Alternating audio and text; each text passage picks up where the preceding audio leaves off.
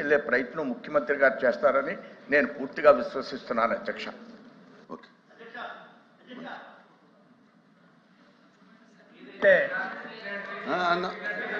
మీరు లేరేమో సభలో. వినండి ఈరోజు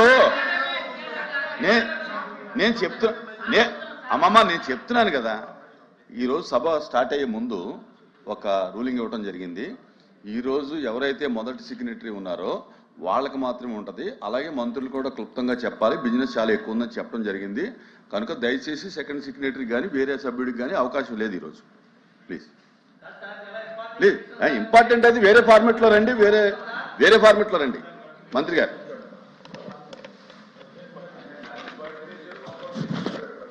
అధ్యక్ష, కాపు కార్పొరేషన్ ఏర్పాటు చేసిందే 14-19లో మాన్యశ్రీ ముఖ్యమంత్రి చంద్రబాబు నాయుడు గారు అనే విషయం కూడా తెలియజేస్తున్నాం అధ్యక్ష.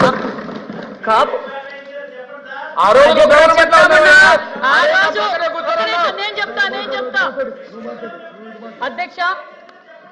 అధ్యక్ష ఆ రోజు ఈ రోజు కాపులకు న్యాయం చేసింది చంద్రబాబు నాయుడు గారు అనే విషయం స్వయాన మరి త్రిమూర్తులు గారు సీనియర్ నాయకులు ఆనాడు తెలుగుదేశం అసెంబ్లీ చంద్రబాబు నాయుడు గారు కాపులకు న్యాయం చేశారు అన్న విషయం కూడా చెప్పారు అధ్యక్ష. మేము ఏం చేశామో అని అడిగారు. కొంచెం మీరు చైర్ని గౌరవించాలి. నేను అన్నిసార్లు పిలుస్తుంటే నా ఇంక కూడా చూడకపోతే ఇంకా మీరేంటి? అధ్యక్ష చెప్పండి అధ్యక్ష.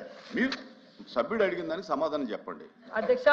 మరి సభ్యులు అడిగినట్లు మరి విదేశీ విద్య గురించి అడిగారు అధ్యక్ష. గతంలో కూడా సుమారుగా మనము 1585 మందికి విదేశీ విద్య అందజేశాం. మరి గత ప్రభుత్వంలో 81 మందికి మాత్రమే విదేశీ అందజేశారు. మళ్ళీ కూడా ఇప్పుడు 330 మందికి విదేశీ విద్య ఏదైతే పెండింగ్ ఉన్నాయో అవన్నీ కూడా సుమారుగా 330 మందికి కూడా చెల్లించాం అధ్యక్ష. మరి ఈ 19 మరి 24-25లో మరి ఎంత బడ్జెట్ కేటాయించారు కాపులకు అన్న విషయం కూడా అడిగారు అధ్యక్ష. మరి 4442 కోట్లు 24-25లో ఖర్చు పెట్టాం అధ్యక్ష. 25-26 ఆర్థిక సంవత్సరంలో సుమారుగా అన్ని అంటే 5571 కోట్లు కేటాయించామన్న విషయం కూడా మీకు తెలియజేస్తున్నాం అధ్యక్ష. విద్యకు ప్రాధాన్యత ఇస్తూ మరి విదేశీ విద్య గురించి కూడా అడిగారు. మరి ముఖ్యమంత్రి గారు ప్రతి ఒక్కరూ విద్యావంతులు కావాలన్న ఉద్దేశంతో ఒక మంచి ఆలోచనలో ఉన్నారన్న విషయం కూడా తెలియజేస్తూ మరి ఇంకా కాపు భవనాలు గతంలో ఆగిపోయాయి అధ్యక్ష. ఆ కాపు భవన్లు కూడా అంటే 14-19లో కాపు భవన్లు ముఖ్యమంత్రి గారు శాంక్షన్ చేశారు ఆనాటి ముఖ్యమంత్రి చంద్రబాబు నాయుడు గారు.